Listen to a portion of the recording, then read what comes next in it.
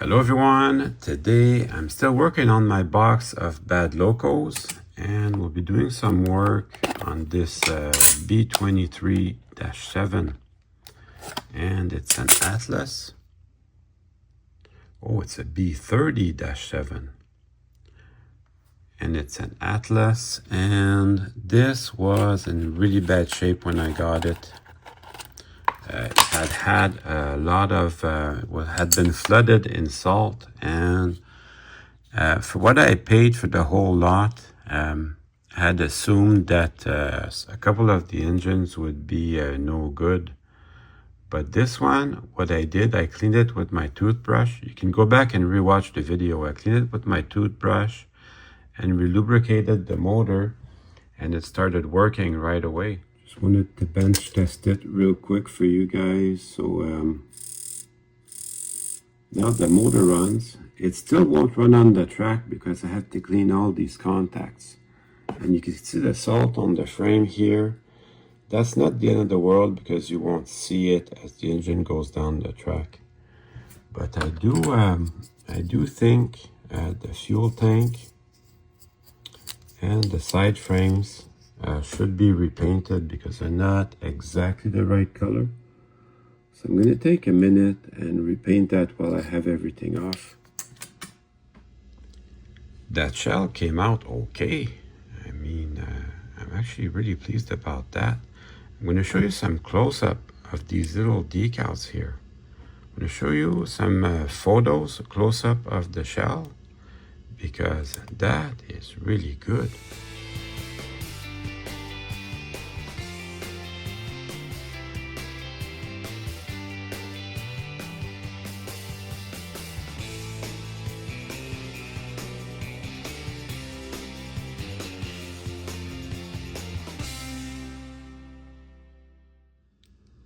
N scale is really cool for that. You get a lot of really small details, as much as you can handle. And then I'll just I just need to loosen these. I don't have to take them out completely because I'm working on the trucks today. So I worked on the motor and the frame the other day. Now I just have to work on the trucks. Need this type of screwdriver, spread out the ending. Also, I always take note of the order that they were in whenever I take that stuff off. You just have to spread them out just a little bit. Same here, just spread it out. There. So I keep them in the order that they came out. And then I just pry the side frames out. There we go. And I have to work on the contact strips in here and the wheels as well. Fortunately, plastic's not affected by the salt or the seawater. So there's always a silver lining, I guess. But these contact strips, that is bad. But I think I can save it. I'm pretty sure. Take the wheels out. The gearboxes, they're plastic, so they're not affected. Same with the side frames. It's plastic, so it's not affected. But I will repaint them. The color is not bad. So I'm tempted to leave it, but no, I'll repaint them, and I'll repaint the fuel tank so everything matches up. The fuel tank also is not all that bad. I am tempted to just leave it. It might be okay. I am going to clean these as best as I can. Try to get that engine going again. So this week I have a lot of work to do on my apartment building, and that takes away from some of my train time. In the summer, I'm incredibly busy because I have all these really cool car shows, and because of the work on my apartment building, I might end up missing a car show. Anyways, you have to choose your priorities. Actually, these wheels, they don't look bad. Well, we'll find out in a minute when I try to run the train. So yeah, I have to work on my apartment building. Oh, and while I have the wheels in my hands, I always take a minute to re-gauge them. And I'm not the only person doing that. I was watching another HO scale video yesterday, and the guy, classic model trains, he was working on a Proto 2000 HO scale E6. That was kind of a neat video, and he had to change some gears, and he did take out his NMRA gauge, and he did check the gauge. I should get one. I have an N-scale micro transcoupler gauge, and that's what I use to check the gauge. But yeah, I should get an NMRA one, so that it's a little tight. So I like to put the extra space on that side, the one with no gears, so that the gear is more centered. So yeah, I checked the gauge, and I want it to be a little tight. You know, if you have a possibility there, you make it tight, and then as that rides into the gearbox,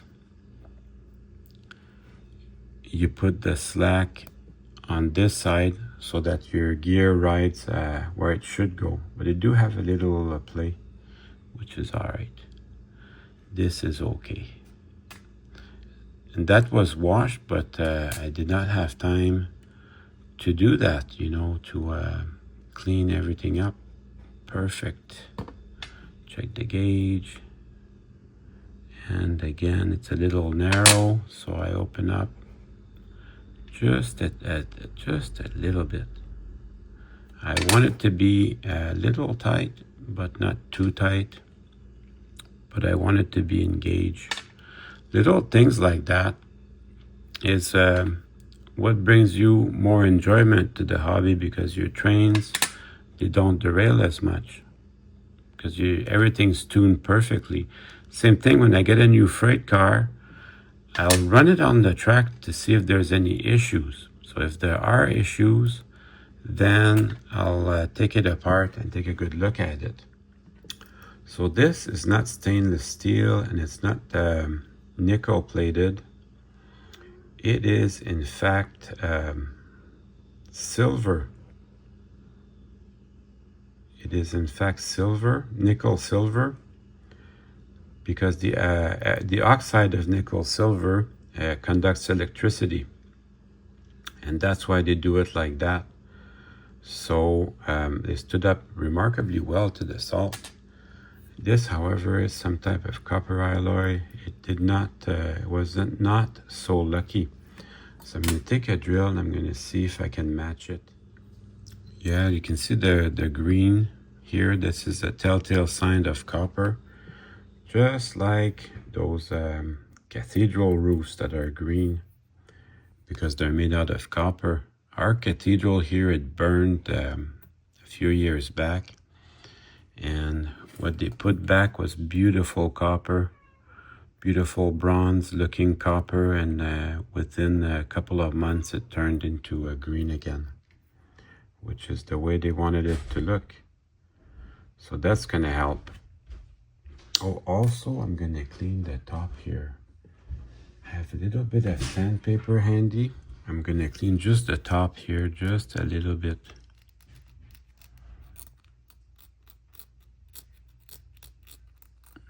Very gently.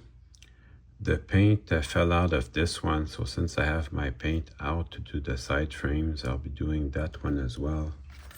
So I always test my colors. I have the 3 blue, I have the peacock blue, admiral blue, and Prussian blue. So make sure they dry out before you test them. But yeah, this one, the admiral blue, seems to be the closest. So I've got it right here. I'm using the dollar store stuff, and I'll get to work on that. Make sure that you don't put paint on this top section here that you just cleaned.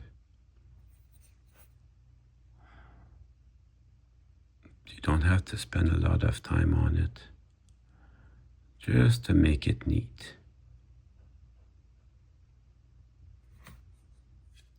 And I'll do the fuel tank. It's actually pretty close, my color. I'm very pleased with that. But it got some staining from the salt water, so I'll make sure to get that looked after.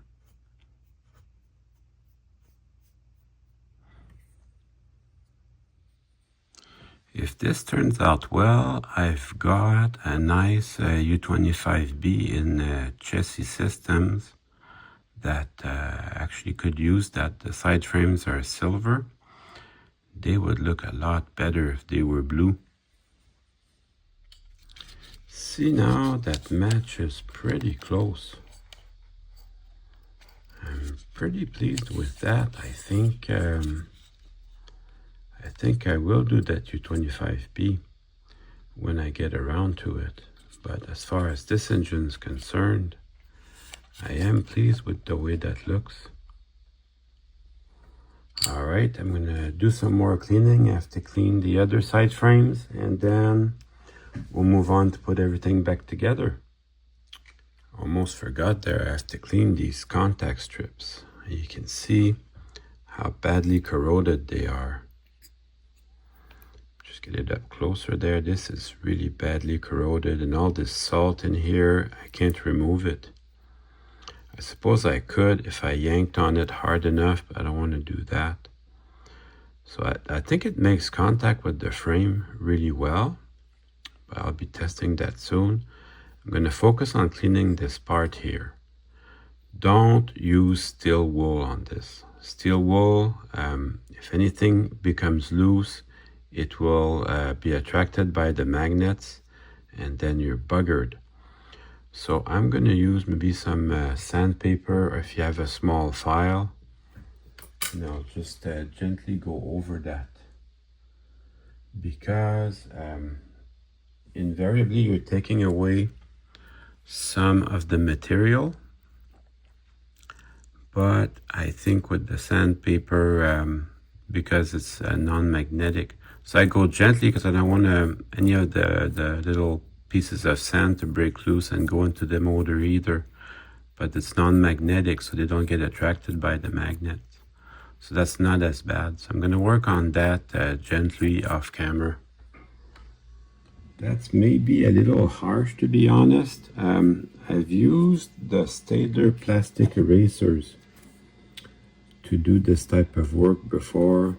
So that's another alternative if you want to be gentler. I just needed to get this done. I'm just testing that the two contact strips are touching the motor. They are touching the frame, so that's working fine, so I'm happy with that. Now I can clean the other truck, and then we can put it all back together. Putting the side frames back together. Make sure that your little bearings are, the little ends here, they're in their bearing caps. And then there's two little tabs where that sits. So you have to line all this up properly.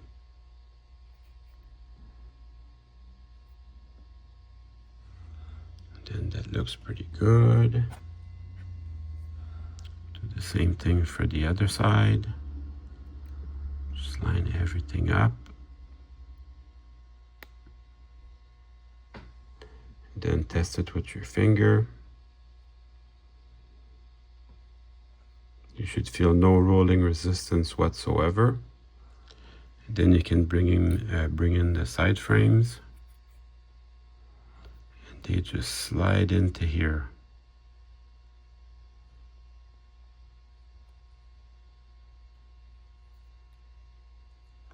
And then you should hear it clicking. If you left space for the gears, there's a little space for the gear here. I put it upside down, of course. So keep checking that. Find the proper place that has space for the gears. And then you should hear it click. And then test it again with your fingers. You want to be sure about that. That feels really good. So we'll put it back on the locomotive. So remember, I kept that orientation, and I have not retightened the little screws here. I have not retightened them. Same with this one. I have not retightened anything. You can see the little contact strip is riding away from here. It should be on top.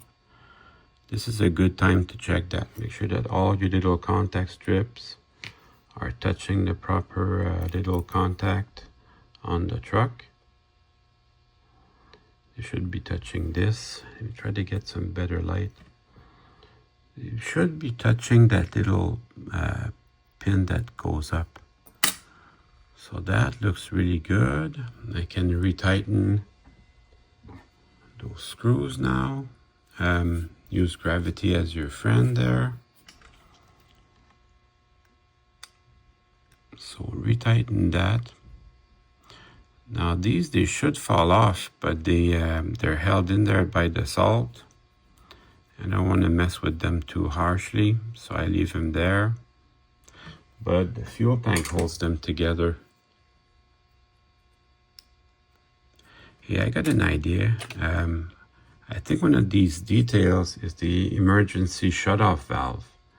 I'm going to go look at a picture of the real engine, and we'll put the emergency shutoff valve, we'll paint that red.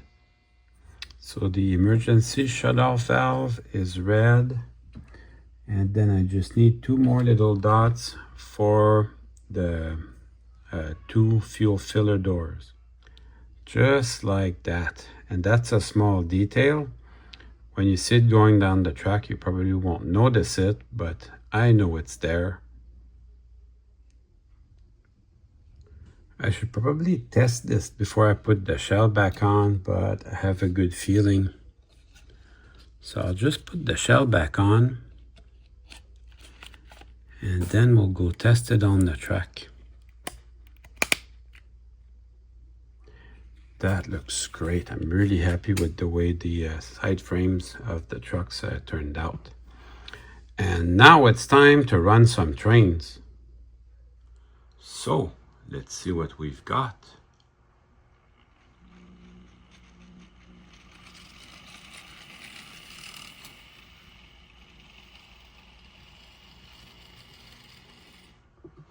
Seems to be running okay.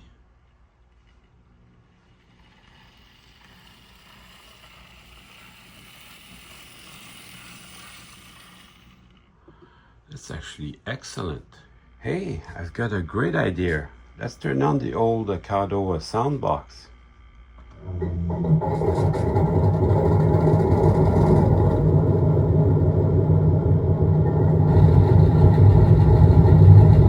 I've got a big subwoofer hooked up to it, so if you want to hear it, turn on your subwoofer.